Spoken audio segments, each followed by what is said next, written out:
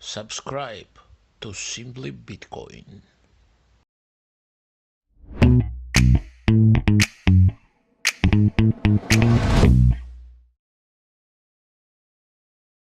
Welcome in. You made it to another episode of the Meme Factory stream test. Anybody who watches for any amount of time will know we only do stream tests because that way we can never get shut down. This is stream test number 167, and today I'm joined by EM Burlingame, Yellow, MTC, and Rope. Everybody say hi. Hi. Cheers. All right. So for anybody who doesn't know you, EM, can you give us the elevator pitch of who you are, what you do in the world these days? You want the inappropriate or the Yes, appropriate? inappropriate every time. Inappropriate. Yeah. I'm not going to do that. My ex-wife has the copyright on that still. So, yeah. So, the Army early out of school, and then for a very brief time, and then wandered in the woods trying to be a writer. Realized I hadn't lived enough life. Went into the tech in the 90s back home in Silicon Valley, San Francisco, actually, fintech specifically initially, and then on the telecom side and then investment banking, private equity, algorithmic high frequency trading, and then did a little stint in Europe in the the yacht building industry, 55-meter plus yachts. I was the chief financial officer. Had a midlife crisis early, went into special forces, became a Green Beret for 6 years active duty, another 5 in the National Guard, 20th Group. And then during that time, I did my doctoral studies in computational engineering, trying to figure out, is AI going to save us or kill us? It's not going to do either, actually. And then some brain injuries caught up with me, and I spent a few years, learning the medical space and medical industry and figuring out how to come through that. And point being, it just set me on a whole different path that led me to you guys. Brain injury does lead a lot of people to the meme factory. So, EM, we talked. I'm honored to be in good company. Definitely. So we talked about this for a minute before we went live here, but I'll rehash it for our viewers and listeners' sake. Anybody who watches us recently knows that I've been super into the Tom Luongo rabbit hole of Europe versus America, reserve currencies, and bonds fighting each other. And I found an episode with him and you, and really struck a chord. Sorry about the dog. Struck a chord because you were talking about some deep history that doesn't get discussed a lot in Bitcoin circles. We talk about 1913, the creation of the Fed. We talk about maybe the Bank of England, but a lot of times it doesn't go back further than that. And the parasite that created kind of the fiat monetary system in which we live is a deeper and older problem that a lot of people really understand. And I was hoping you could give us kind of a 1,000-foot view of what the history is here and how we ended up with the money and the systems and institutions we have in place that are making us monetary slaves. Yeah, so you don't start with the easy layup questions, do you? Well, that's what the ad copy's for you. um, I would say when it comes to understanding monetary systems and monetary specific history, I'd look to Michael Hudson and a couple others. I'd stay away from Niall Ferguson. He's a poof. I don't know he's a poof, right, in the old English sense, but he's an owned asset from what I'm reading of him. But Michael Hudson does understand monetary systems going back to the Sumerians, Egyptians, etc. So I wouldn't deign to be more of an expert there. Don't listen to his recommendations as to what we do for it, because he's a bit of a Marxist, self-avowed, right? What I would think, to your question, more appropriately be about power, right? And what is the power structure system, and where does it come from, at least for us, pale-skinned European peoples, right? And not so pale-skinned, but, us European and British Isles peoples. the monetary piece of that is just a tool, right? It's a mechanism and a control mechanism and a tool of power, but it's not the power itself. It's not the system, the slaver's system. The slaver's system itself goes back to Rome, actual Rome. It goes back to the Praetorian Guard in specific. And how do you secretly control an empire without anybody? They know who you are, they know what you do. You've killed emperors, but they don't ever point the finger at you as the real power. That's who we're dealing with. From Augustus, Caesar Augustus, to Constantine. So I don't remember when Caesar Augustus died, but the early part of the first century AD to 312 AD, the Praetorians were the power. How would they maintain that power? They maintained that power by being the knife at the throat of leadership, by being the intelligence and the security and the guard. Well, you say And when they are the power, like they don't have legislative power, they don't control the they don't armies. need to. How? If I have your kid, Violence. yeah, if I send in the modern era, right? I send you a little deck of photos of your kid at preschool. That's all I got to do. That's all I got to do. It's a message. All right, so Right? they control the levers. They control the quote unquote decision makers, the individuals in the positions of power. What we have to understand about the Praetorian Guard is that they were not just the guard of the emperors, they were the guard of the magistrates, judges, judiciary. They were the personal guard for the generals, not their own armies, with some exceptions, right? They were the guards for senators, for the nobility, any key leader, even the leading merchants in the Roman period from Caesar Augustus till they were crushed at Milvian Bridge in 312 by Constantine. Praetorians were their in-house guard and security. All right, I don't need to be the one sitting on the throne. I need to be the one sitting on the throne is afraid of. Why do you say this comes from Rome? Why not? This was because there's an unbroken chain. So that's which what I was going to essentially ask. reset after previous empires had been and gone. I'm sorry, say that again. I didn't hear you. That it had been, reset. So this essentially just emerged for the first time with the Roman Empire. Yeah, so great question. So yeah, probably it's been before, right? Yeah. Probably a very ancient thing. You can find some remnants of it in Ashkenaten's conversations, what remains of it. King Tut's father in ancient Egypt, when he took and created created an entirely new religion around Ra and moved the capital city from Thebes to Amarna, excuse me, in order to break free of the priest and military security, etc., of ancient Egypt.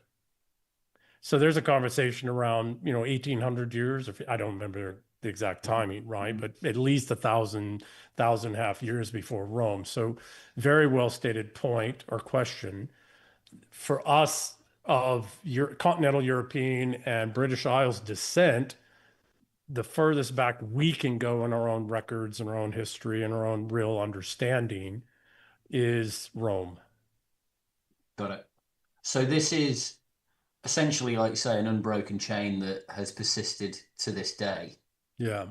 So in 312, so after some things over a century or so, splitting the headquarters of the empire, creating two centers of power of the empire, creating power structures, etc. After a century or so, Constantine and the heads of the Eastern Empire were ready to go back and crush the Praetorians, who had been the parasites that are the real reason. Again, look at how they destroyed the monetary, the currency of Rome, how they destroyed the financial viability of Rome, right? All of that. So in 312, after a century plus, Constantine was in a place, powerful wise, where the head of the Eastern Empire could go back and destroy the Praetorians, the parasites, the CIA, MI6, Mossad, whatever the hell you want to call them today, right? At the Battle of Milvian Bridge in 312. And he did. He crushed them. He drew them all out. Took about a century to draw them out and get prepared and get them out of your own guard and all of that. And then he crushed them at the Battle of Milvian Bridge in 312. And he said, if any of you come together again, I'll kill you. And he did. And they hunted him. Well, where did the remnants go and where'd all that wealth, trillions of dollars of equivalents today, which is now in our time all out in the spider's web, right? Go look up that documentary. Again, listen to what the documentary says, not what it says is the solution, because those are frickin' Marxist, right? Yeah. Right? Marxists are really good at showing you reality. They're absolutely fuck all horrendous about the solutions, right? Give me a second. So where did they go? Where did they go? They went to Venice. What would become Venice? They went to the lagoons of Venice and they created Venice and they became the Venetian bankers. And then the Venetians, later out of vengeance, 1400, well, actually the 1200s. So first they would back the creation of the 1054 schism of the Christian world into the Roman, the Holy Roman Church and the Orthodox world. And then they would foster the Crusades to go take down Byzantium, the Eastern Empire.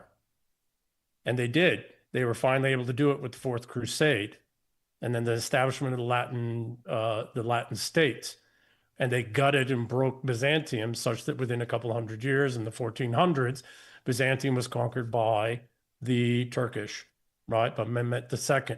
The problem is that removed the Eastern shield between the world of Islam and Christianity. And so they had to flee Venice. And where'd they go? They went to Amsterdam. You can all look it up, right? They went to Amsterdam. And they went to Amsterdam because it was similar to Venice. It was a swampy marsh land in place. So it was physically defensible. And it was a mercantilist, Republican kind of people who were very much in line with the four stock companies and all the financialist kill chain stuff. And so they fell in there. And what'd they do? Well, they launched the 30 Years' War against the Spanish Empire. Why? Because Spain told them, get the fuck out of here. You ain't doing what you did to Rome to us. So they went to war with Spain. That was the 30 Years' War. Well, they backed the 50 years and the 80 years wars, et cetera, financially, et cetera. Well, guess what? That made the continent of Europe very hot. And they had to go somewhere else that they could be secure and protected. So they went to London. They backed all the players in the Civil War, the English Civil War. And in 1688, they got what they wanted. And they mounted a coup. That's what it is, the Inglorious fucking Revolution. And they mounted a coup and they overthrew a king and they put their puppet king on. And we've been dealing with that ever since. Now they're not a traditional hard power empire. Starting in Venice, they used other people's forces for their aims, correct? Yeah, no, it's the estrogens. How does estrogen work?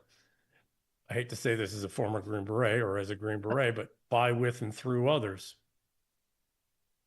Yeah. So you work by, with, and through others in Venice until the Eastern Shield is destroyed. You've gotten your revenge. Now you've got to move.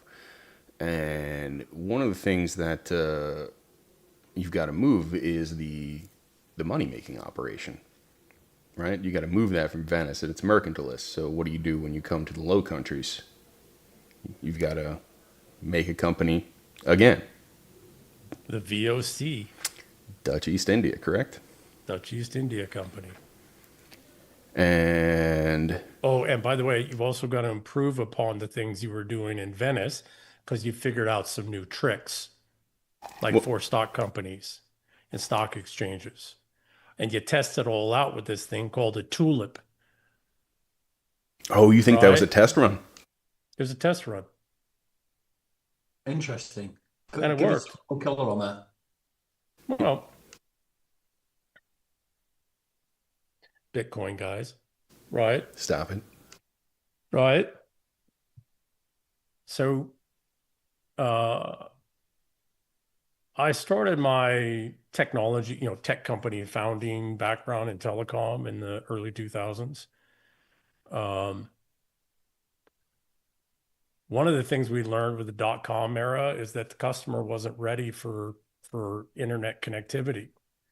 And we needed to condition the customer to be ready for all the products and services and the lifestyle changes, right, that were made available by internet connectivity. And so, having failed in the dot-com era when we were building out the last mile, which was wireless, which was my second company, what did we do? Myself and a lot of other people, right? So I'm not saying my company, et cetera, but we participated in it.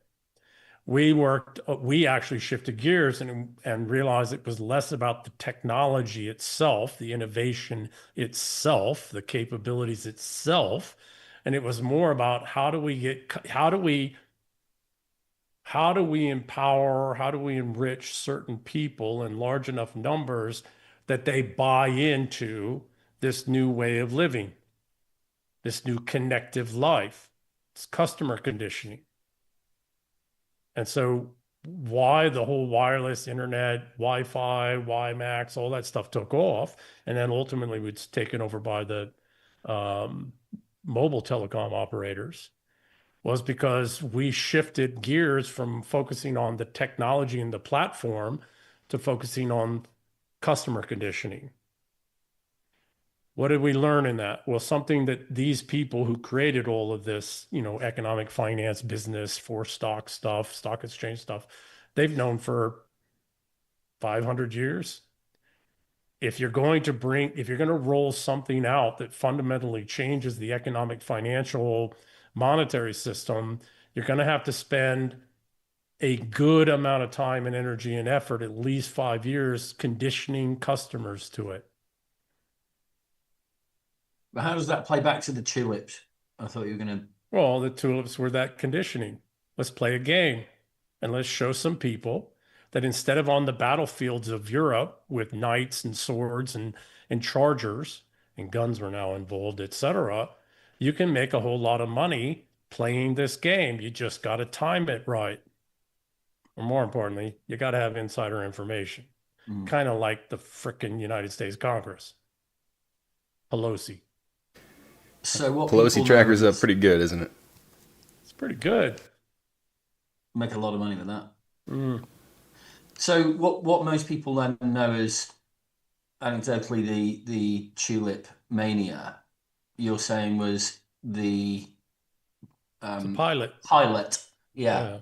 Of that was designed to condition people to get into speculating on abstract assets. Correct. Now, what you also have to look is on what was happening on the political side of things, the power structuring side of things, was because of the 30, 15, 80 years wars, a whole lot of people were like, we can't keep doing this every fighting season.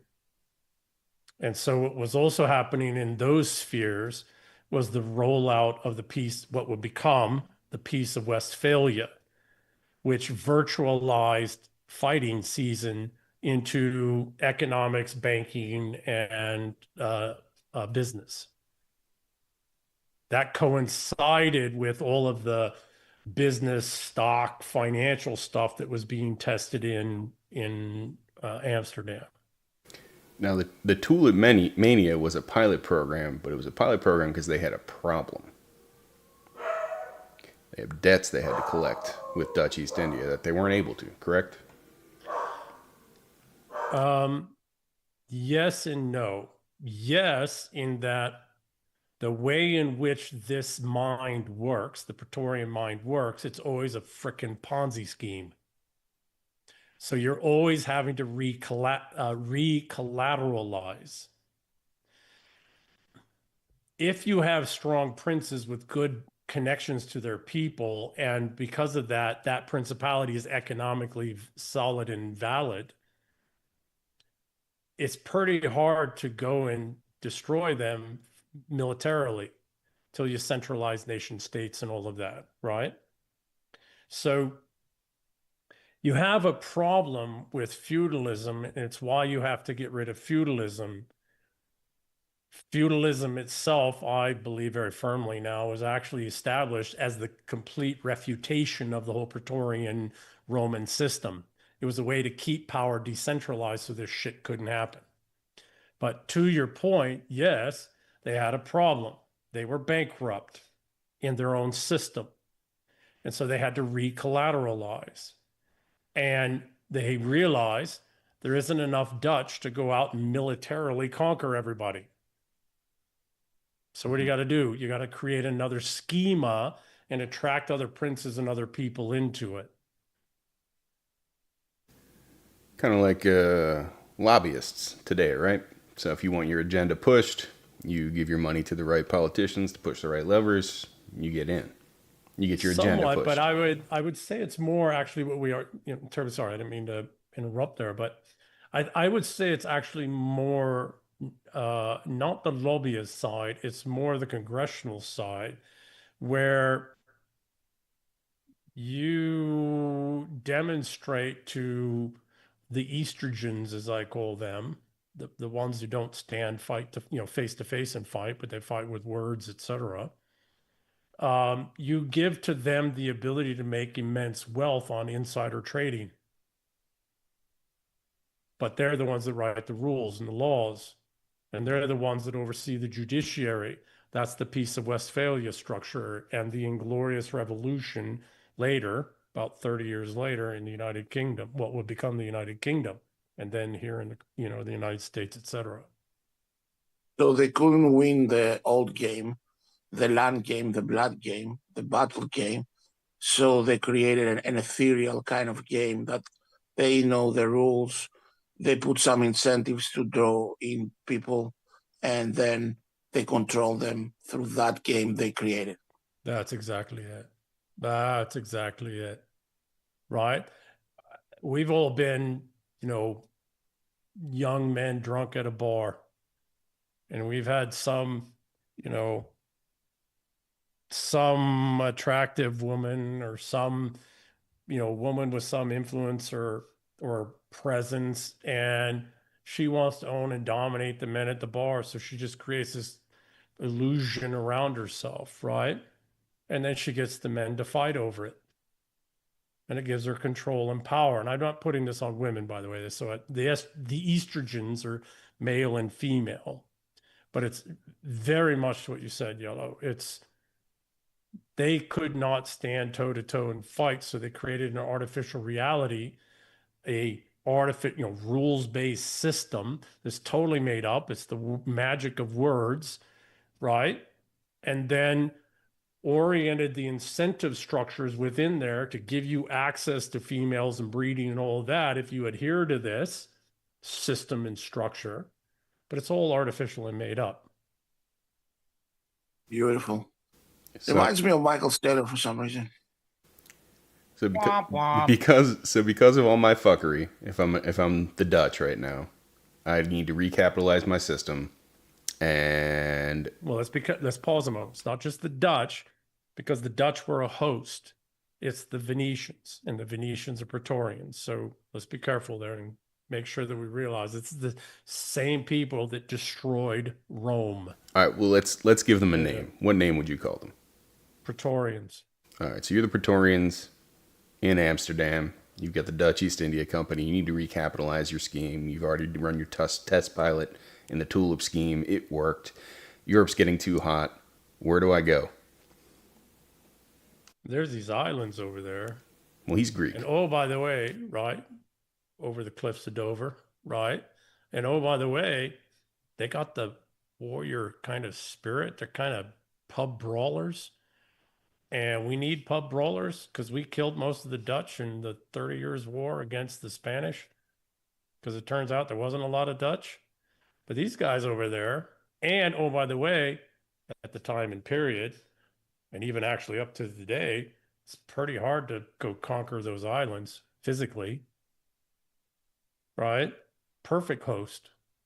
And oh, by the way, we got some nobles over there who don't like the way their families came out in the War of the Roses. Resentfuls is in my book, The Eternal War, right? And we got industrialists on the Thames River, and we've got parliamentarians who don't like being beholden to the king. We can buy all of those with cheap fake money, but we can buy all those. And then, well, the problem is there's some people, a good number of people and nobles who are still loyal to the crown. Not the crown itself and not the person wearing the crown, but Englishness. To being English, to English civilization. It's hundreds of years old at the time, very sophisticated. Survived my ancestors, the Normans, who became more English than the English before. Kind of like what happens in China every time somebody tries to take China over, going back thousands of years, right? Right. So what they do, they went and bought off 7 noble houses, leading noble houses. People could look it up. They bought off the industrialists who were in the Thames River with loans, cheap loans. That brought them the bully boys from the guilds, which was about 10,000 young men who were also a martial force in the city of London. And it bought Parliament. One motherfucker in particular, his name is Pym. Right? And then what do? You send the Puritans back, and you back and finance the Puritans. What's happening with Islamic integration today in our own countries, right?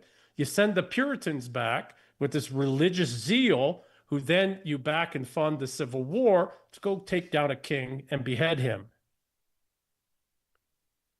They had a problem, though.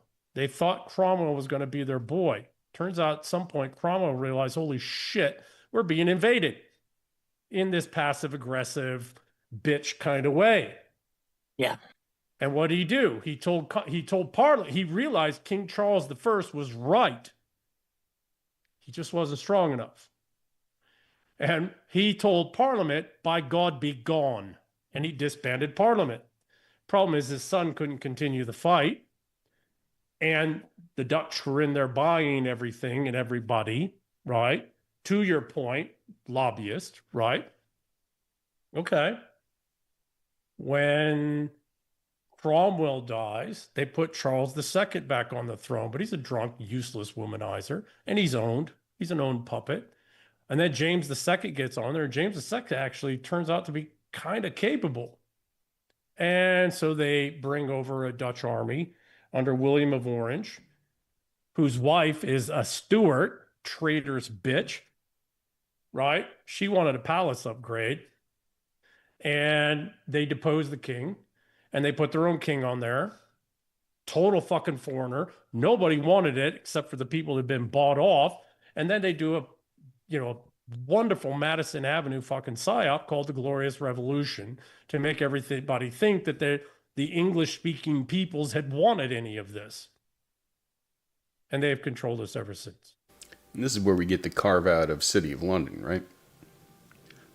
All right, so we got to be careful there. And so yes and no. So the City of London had actually been carved out as a royal domain under William the Conqueror.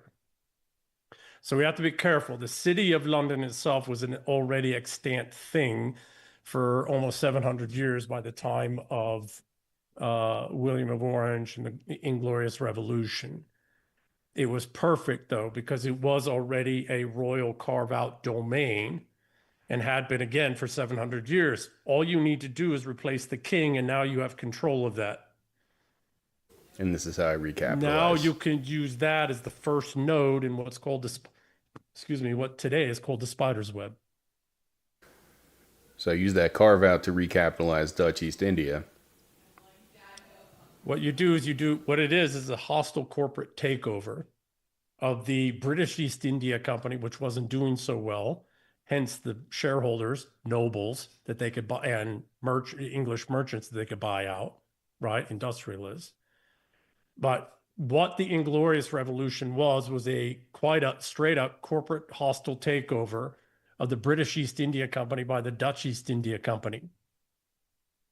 I lived in the Michael Milken days and all of that in the 1980s, right? And cut my business teeth doing corporate restructuring in the early and mid 90s, fixing all of that. Well, not fixing, but figuring out how the hell we divest corporations of big conglomerate corporations of this asset and that asset, and how do we put things together across different silos and all of that to make some of this stuff economically work. That's what the whole Inglorious Revolution was. It was a corporate takeover. It was a corporate takeover. And why do you, Gordon Gekko, right? Greed is good. Wall Street, the movie Wall Street. Yep. Oh yeah. Right? Greed is good. Why do you do a corporate raid? You do a corporate raid because they have market share. You do a corporate raid because they have intellectual property and tangible assets you need. They're going to give you an advantage. You do a corporate raid because they have management that's really actually capable and you can't buy them away. Or you do a corporate raid because they've got capital, cash, and assets that you need to recapitalize your debt that you've built up and all of your bullshit business machinations and economic machinations to that point. Is this how we end up with Bank of England? 1694 was the instantiation of the holding company owned and controlled by the Dutch, Venetians, Praetorians of all current and future assets of what would become, and I hate this fucking term, but it is what we know, of the British Empire. The Bank of England is not a bank, it's a holding company. Look at its charter. Look how it operates. What does a major holding company do? Finance. It's what goes to the top of a major holding company of a big conglomerate, all the financial operations. It's still a holding company. And how long did it take them to bankrupt the British Empire? What, 46, roughly? 1946? Another great question. 2 centuries? Well, actually more than that. Yes. But that's not exactly the wholeness of the story, because in order to actually truly bankrupt the British, the English-speaking peoples, the English civilization, the fucking British Empire. I hate that term because it's European freaking marketing. Well, let's back it up then. Can you quantize for me the English civilization in geographical terms? Don't do it in geographical terms. Well, the British Isles. Alfred the Great laid down the dooms of Alfred in the 800s, started by his grandfather Egbert in the 700s, and that was all fought out and finally codified as the English, the nation of England or the country of England out of Wessex in the 900s under Athelstan. What we have to take a step back and look at for the English-speaking peoples, the English civilization, is that we were a whole mix of ethnicities and a whole bunch of different geographies in the British Isles at the time. And it's a mix. That's the thing that's very unique about our civilization, is that from our very beginning, we were a mix of ethnicities. Celts and Danes and Gales and Scots and Picts and Frisians and Angles and Saxons and and some little remnants of Romans, from the 700s into the 900s, English civilization was laid down and fought out. And every 400 years since, to this very day, 400 years on from the last one, we fight that out. From the creation of England and English civilization, set forward firmly by Alfred the Great, and everybody should watch The Last Kingdom, the series, The Last Kingdom, because it articulates it extraordinarily well. And Uhtred's family is still around today in Didn't he Umbria. write it? I think one of his descendants did. Yes. Yeah. Yeah. That's what I mean, the Yeah. family. Yeah. Yeah. So, and that's the Percys, right? In northern England, etc. A little bit mixing of, but we fought this out, the very fight we're doing now today, every 400 years. 400 years on from Alfred to Athelstan, fucktard King John and his French wife tried to deny what it meant to be English, and the barons and the people rose up and said, yeah, no. And the Magna Carta came out of that. And 400 years on from that, there was the English Civil War, and we fought it out. And ultimately, Cromwell realized he was being duped and said, yeah, no. Unfortunately, ultimately, we lost that fight because of the Inglorious Revolution. And, so from the 1640s, Cromwell's fighting this out, trying to prevent this. And then, or 1650s when he realized it. And then in 1680s, unfortunately, we lost. And now we are 400 years later, and we're about to fight out what does it mean to be fucking English again? What does it mean to be English? We don't play this fucking bullshit artificial reality, economic, financial system game. We don't play it. I don't buy into that bitch's fucking argument at the bar. Just a quick segue. In his book, An Underground History of American Education, John Taylor Gatto, he spends virtually no time talking about it, but he essentially makes a statement that says the daughters of the barons of Runnymede and their descendants have effectively been in communication with one another as a society for the last very good years. Very good. So here's the thing that men, right, us men, right, we have to understand. Patrilineal lines rarely make it more than 200 years. Matrilineal lines can go on for 1,000 unbroken and without the need for adoption. The I think it's more than that. I think 7 to 9 oldest, longest lived houses in all of Europe, the United Kingdom, and even here to some degree, but really more there. Some of those families go back 900 years unbroken, mother to daughter to daughter to daughter. Right. Within 5 generations, and I've written on this somewhat here and there, and I've been doing the math with a friend of mine, much better mathematician than I am. Within 5 generations, it usually turns out to be about 3, depending on the group. But within 5 generations, no matter what, all the wealth and asset of a family, system, organization, et cetera, that's still around is controlled or dominated, influenced by women. Why? Only 40% of men have children, 80% of women do. On the men part, it's probably lower than that.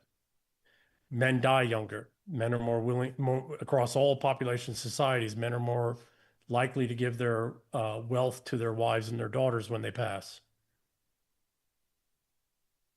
Men die out. Family line, right? Patrilineal line dies out. Women are still alive. The daughters of.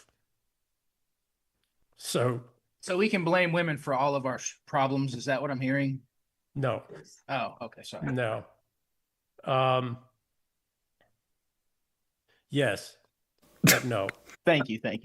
No. Well, that'll be our little secret. Yeah. Yes, but no. What we can blame is very unhealthy women who create incentive structures that promote unhealthy, weak males into positions of power and authority that they can never earn in a fight, in an actual fight. Back to Yellow's comment earlier, and which promote predators and protect predators into positions of power, so that then they can lay all this blame for all this genocidal shit onto men.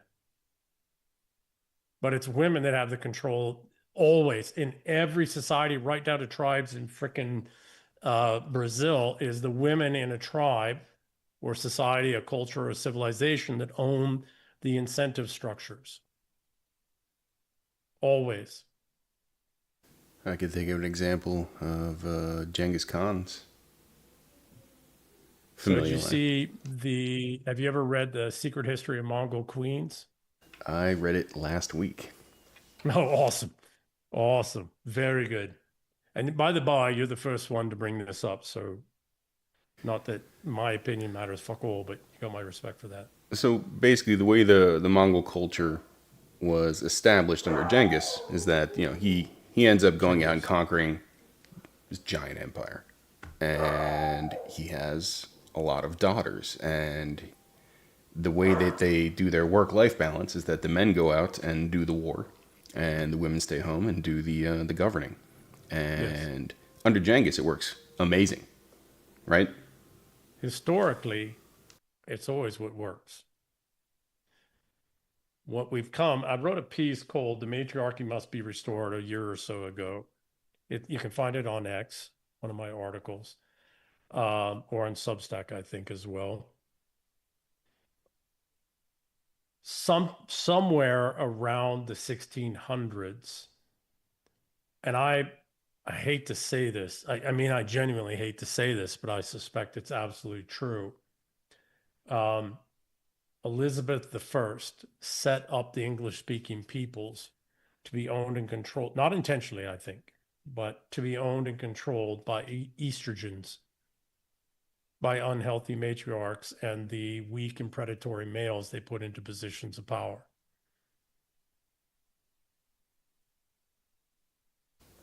So where we had prior Chengiz, Mongol-like powerful, capable women and powerful, capable men, and the balance between the two in the English-speaking world, we haven't had that since the early to mid 1600s. Interesting. And thereby, because for the last 200 plus years, 250 years, we've been the English-speaking peoples have been the dominant, force in the world. We've imposed that upon much of the world until Russia said no. Look at the power. Look at the power around Stalin and Stalinist Russia. They were all women. Look at the power around Mao and Maoist China. They were all women. And they all said no. Yeah, ultimately, before they finally totally collapsed, those societies, those civilizations said, yeah, no, we're not doing this anymore. And their own women and their own healthy, strong, capable women re-elevated healthy men and reoriented their incentive structures so that healthy men, real men, rose back up to positions of leadership and authority. And we're now in that position of figuring out if we're going to do that as English-speaking peoples, and thereby, Europeans, which look, I mean, who the hell's von der Leyen? Kaya Kallas, fucking Rutte, they're all estrogens. And they're devouring Europe. Try to devour the world using NATO, men, right? Men to do their fighting for them. And so point being is this, all the monetary stuff's important, but monetary is nothing. That's not real power. We could literally go to fucking Seychelles tomorrow and make a monetary system work. Power, on the other hand, and that's the other thing, right?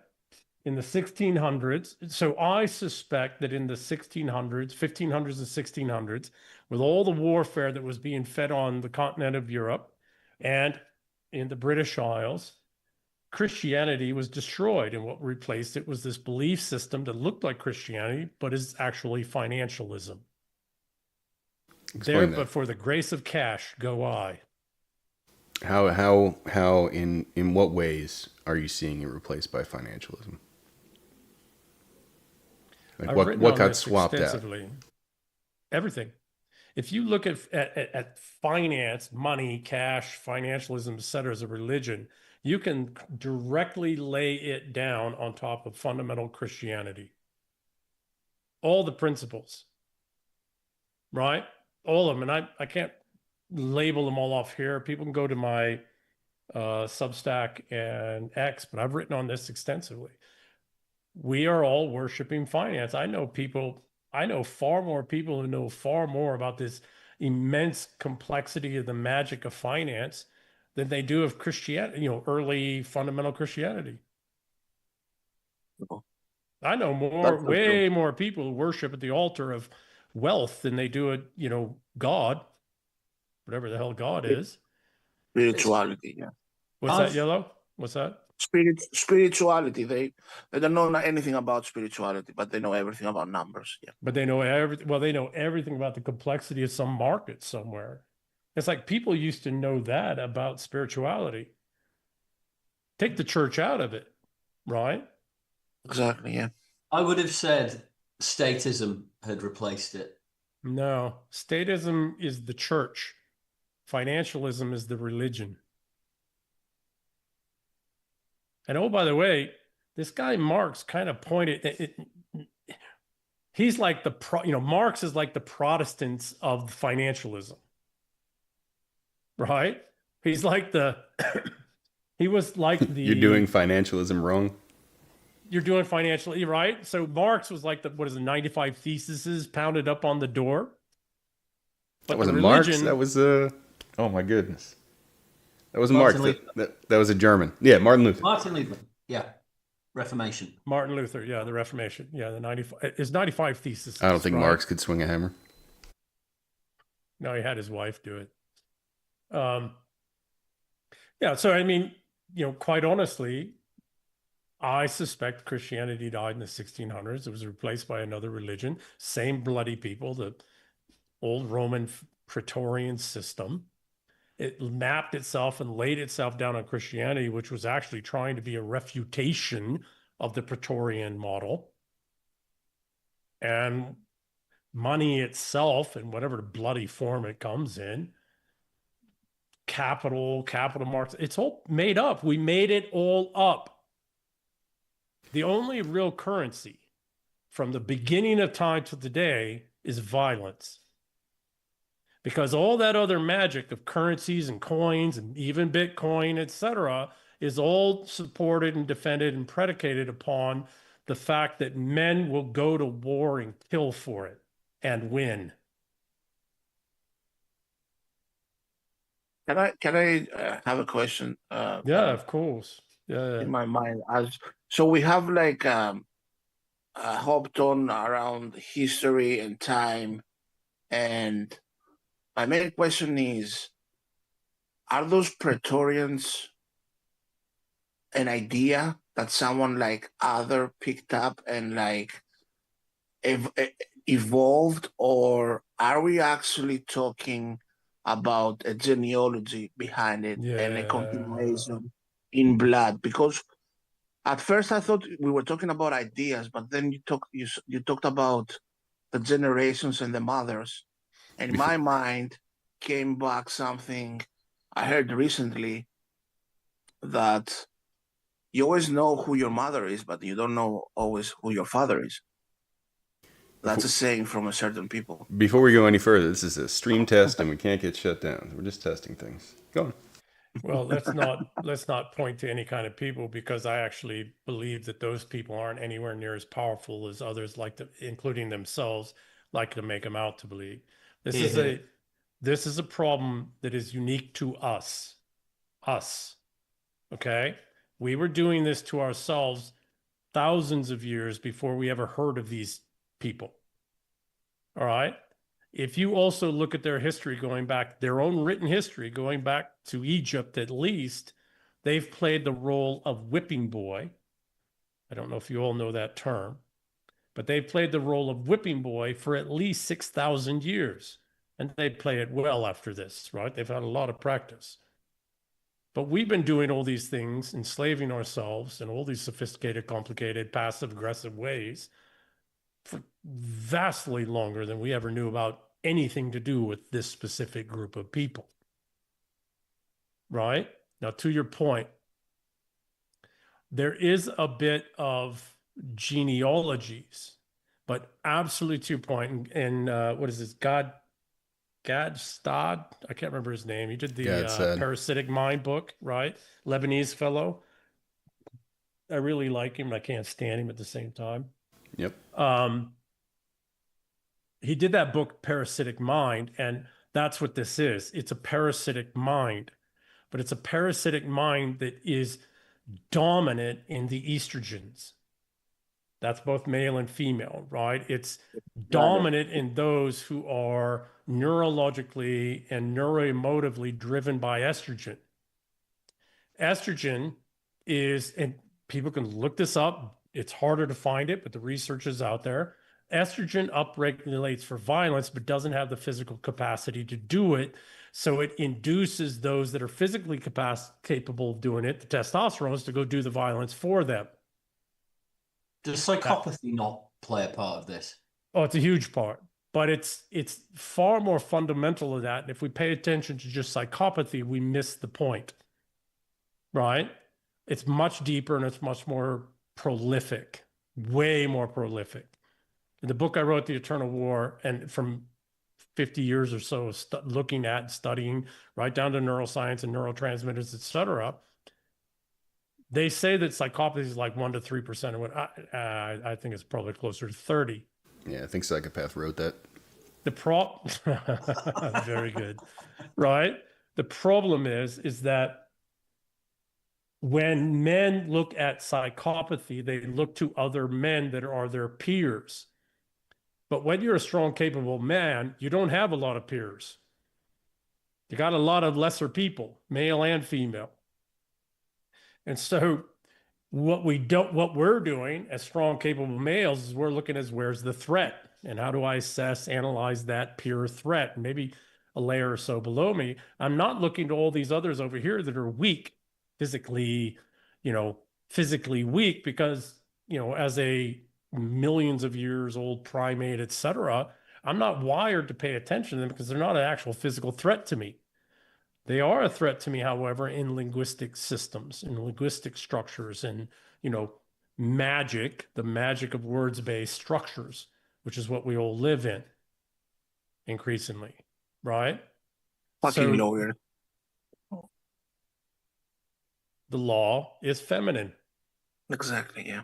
It goes back, even the Greeks talked this thousands of plus, years ago, right? The law is feminine. Why? Well, and it dominates. Why? Because the feminine outlives us. Because the feminine familial lines far outlives us, far outlast us. So, I remember exactly where we were going with all What that, do you mean by the law exactly? the law? Law is magic. I speak words, I write words down, everybody follows those words. Why? Why do I follow those words? Why do those words have any fucking meaning as opposed to those other words, or just my fist? Because we all agree to a magic. Yeah, exactly. When the only real power is that of violence. It's violence. The only Yeah, real I power, agree. the only real currents is violence. But it's not sheer unmitigating violence, because that gets, then everybody turns against you. It is the capacity to violence that is controlled, and that is surgically and precisely applied. And it provides also like structure out of that. Structure that you can feel and touch and Correct. eat and smell. Yeah, I understand. Correct. Because what can actually physically be defended and will be physically defended? Just because I'm martially capable doesn't mean I'm going to expend my martial capacities for everything. I'm only going to expend them for those things that I believe are real. We're saying basic one-on-one stuff, but at the same time, in the world that we're living, where even idea, not even like real things like sweat and blood and violence are like questioned, like we live in a simulation now, and like all those theories like out there that even like, I don't know, that game of like magic, as you said, the magic of words has like transcended to a level that they're playing around with basic stuff now, that it's crazy. When When any human being believes that words have reality, that human being is no longer human. They're a puppet. That's why I am a puppet. At least I see my strings. That's what I keep on saying. At least I'm trying to do something about it. It doesn't mean we don't use words and we can't, you know what I mean? We have to use words. But it's when we believe in these, it's when we believe in codes of laws that somehow magically they have the power of Merlin, right? Or that somehow this set of linguistic construct structures, whether it's in the law or it's in finance or banking or anything, when religion, when we believe that the words themselves are real, we're not functioning and operating in reality anymore. That being said, we have to use words to communicate. We have to use words the best we can. And I went to Jesuit schools, but I grew up Zen Buddhist, and I understand the conflict there, because the Jesuits are extraordinarily good at manipulating word structures in all kinds of languages. That's why I go on to be a Green Beret later and do languages. You know what I mean? On the other side, on the Zen side, it's like words have no meaning. They're false. They're false idols. And that's okay. So what are all of our linguistic structures? They're false idols in the Christian mindset. Right. That's something of what this guy Christ, which I think wasn't the Son of God. I think Christ was a Green Beret of his time who was trying to break the Judean peoples and the people of the Levant free of Roman rule by telling them, you don't have to listen to all that linguistic shit the priests are saying. You can have your own relationship with God, your own spirituality with God. Now, is this why we call it spelling? Yeah. Spelling. Very good. Now, by the by, I've never heard that one before, and that's brilliant. Really? And I'm going to steal it, and I'm going to copyright it tomorrow, so you can't hold me up to pay any royalties on it. He stole it. He definitely stole it. I've heard that one before. What's his name? MTC. I can't remember. He talks about maritime law all the time. He's dead now. Oh, I can't think of his name. I'll have to look it up and send you. Yeah. But yeah, listen, I think it was Banksy that said, if you see something, it hits you in the face, it's yours. It's yours now. Yeah, exactly. You catch it with your teeth. Now, even though they're not real, they're still a useful tool, right? And if you want to construct a society, what if you want to use words to construct that society in a way that most closely reflects reality? How do you communicate that to everybody? I mean, I can't just go bonk everybody on the head, you know? Or maybe I would say impactful, not useful. More. Say that again. It does have. I would say like it's not useful. It's like impactful. Like it has an impact. Like it or not, right? I don't think anybody's arguing they don't have an impact. I think the point I'm making is that if you want to organize a society, you can't do it with grunts and swings of clubs. Why not? It's not you can't do it on a large enough scale. Let's say. Okay, so very good. What you're talking is scaling, right? Yes, it doesn't scale. Okay, it doesn't scale. The danger in scaling is centralization, which always then inevitably leads to slavery. And generally, through linguistic structures, self-enslavement. Because what do the estrogens want you to do? They can't physically force you to enslave yourself or to enslave you. They need you to enslave yourself. They can't physically, when they've taken umbrage to you, take you off the field. So they get you to do it yourself. So I fundamentally agree with what you're saying. What I would qualify with is that this is why we must recognize ourselves, those few of us who've done it, as civilizations, because civilizations are these complex systems of linguistic structures that are self-healing across time, that prevent the type of enslavement through linguistic, legerdemain, like die, D-E-I, day or die or whatever the hell it is. That's all linguistic enslavement mechanisms that the English civilization, three basic principles: individual sovereignty laid down by a king. Everybody's sovereign. A king said this. From the king to the commonest of common man, everybody is sovereign. In order to be sovereign, you have to have the right to private property. Again, the king to the commonest man has to have the right to private property. Why? Because you can't be sovereign if you don't own yourself, your own thoughts, your own ideas, your own interpretations of words, right? In order for all of that to be, there has to be a balance of power between the king, government today, right? Because the king had a court, and that was the sheriffs and the judiciary and all of that, right? He was just the executive. But the king, government, the princes, oligarchs, not just rich people, but involved rich people, and the people.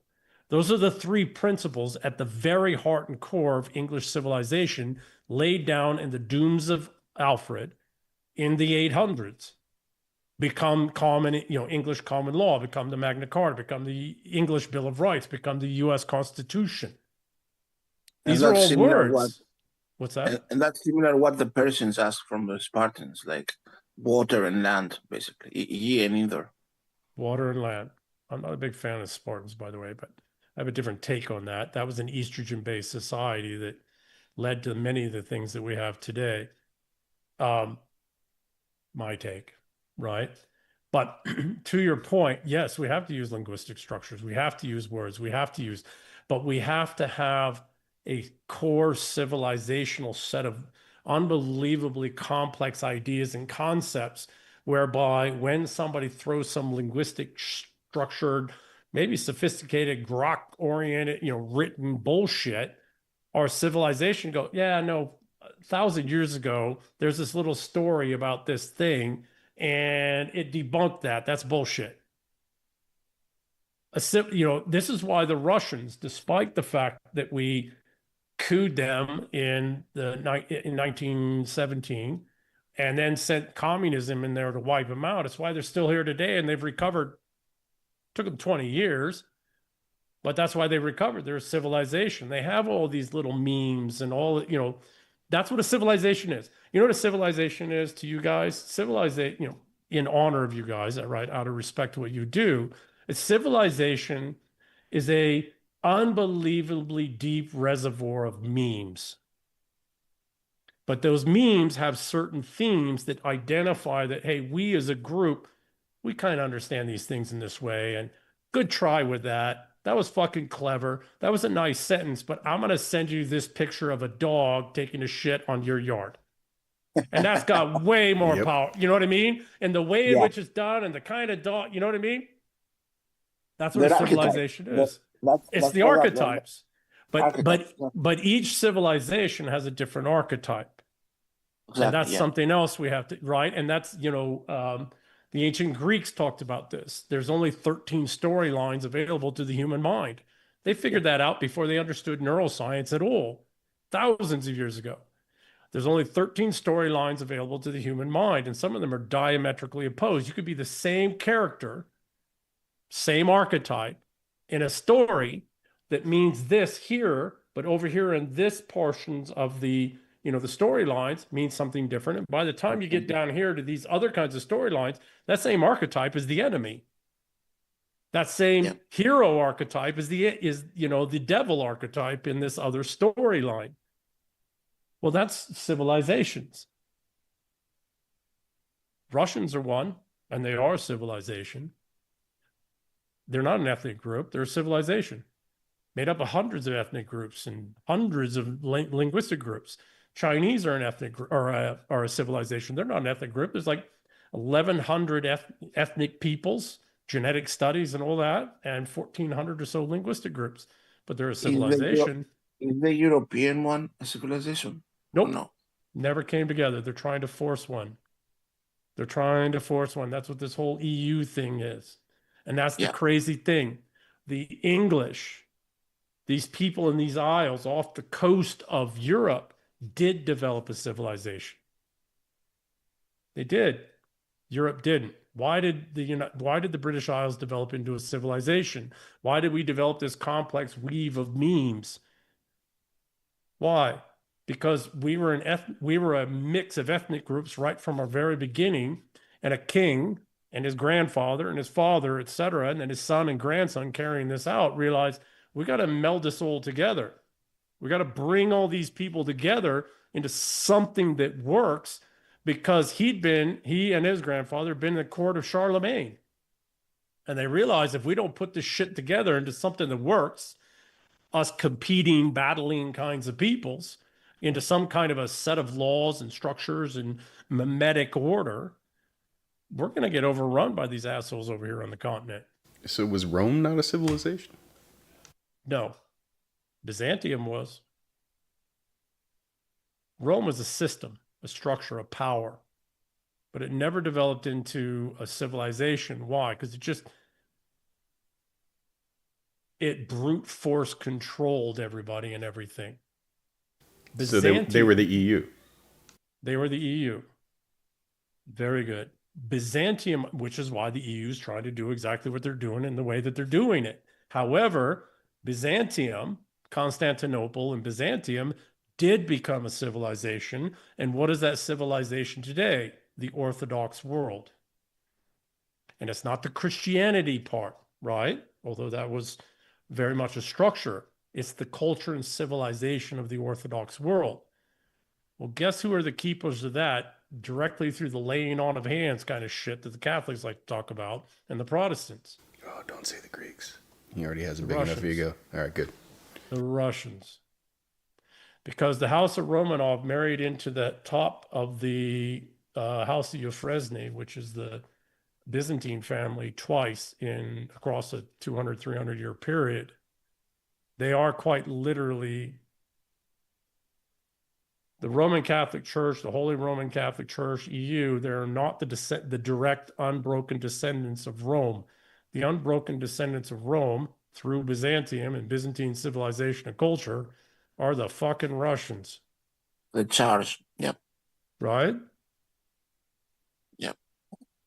And the English, the peoples in the British Isles writ large, to include the Irish, developed in direct refutation to continental Europeans this attempt to force a second Rome through the form of Catholicism. That's why Henry VIII did what he did. He wasn't trying to diddle some other bitch that the church would allow.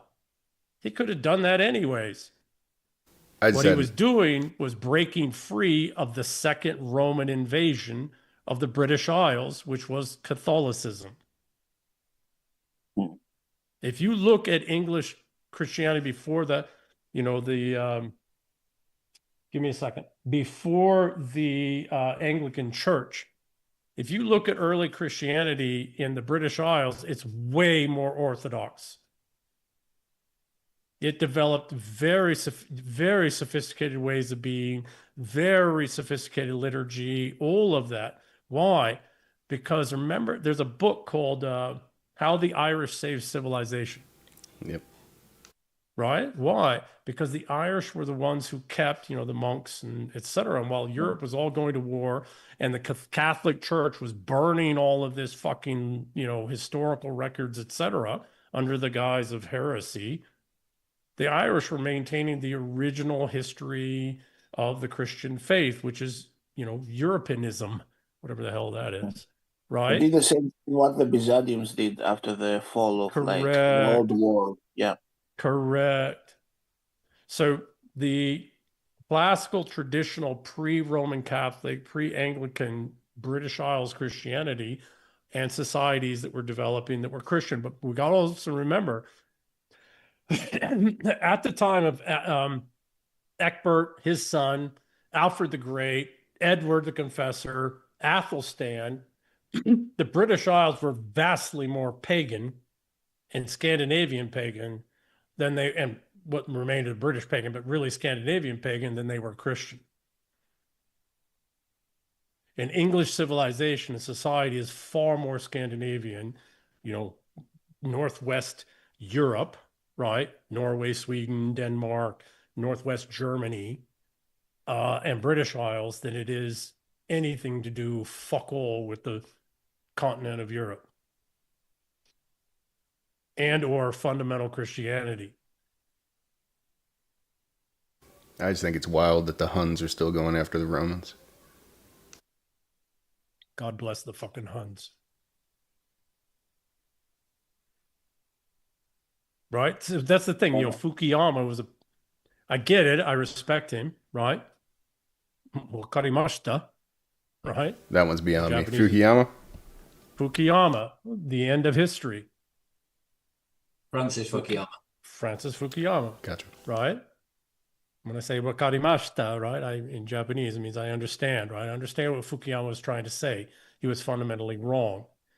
And 2 to 3 generations on now, we're finally realizing that. History doesn't end.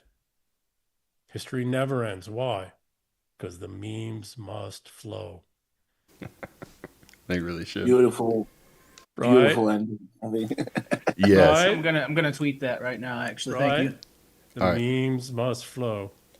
I'm going to definitely use that as an end point for our conversation today. We've gone a little longer past our hour than we normally do, but really enjoyed this conversation, EM. Appreciate it, guys. I want to give you a Thank chance. you for your time, man. Yeah, I want to give you a chance to tell anybody listening or watching where they can find you online. Which books of yours should we be reading? Yeah. So 2 books. The Art of Being a Man is on Amazon, which is 113 meditations on being a man. And I've taken that back as far as I could, right? The concepts and ideas. And then the other one's the Eternal War, which it's a primer. I try to keep it as quick and simple as people, as I could make it for people. Digestible, I think that's a better term. So the Eternal War is the underlying structure of this conflict that goes back millions of years. So those 2 are on Amazon. And then I do a lot of writing. I'm a bit of a drinker and a writer in the vein of Hemingway and Mark Twain. So I've got a bunch of things on Substack and Twitter, right? One of my favorite quotes is a Mark Twain quote. I think it's Mark Twain. It's not what you know that gets you into trouble. It's what you know for sure that just ain't so. And you've done a phenomenal job of schooling us tonight. Really enjoyed the conversation. Thank you very much. And thank you, gentlemen. Anybody's watching, you can find EM's Twitter handle in the show notes. Follow him. Where do you write, EM? Do you have a blog? So emburlingame.substack.com, and I write in 2 styles, right? One is the PhD level academic finance business kind of guy in me, former Intel guy, right? The other side is a bit of a Charles Bukowski, fuck it all, let's just tell it like it is kind of writing. So I do both. Cool. All right. Thanks again, EM, and thanks everybody for tuning in tonight. Everybody stay safe. Have a great week. Good night. Good night.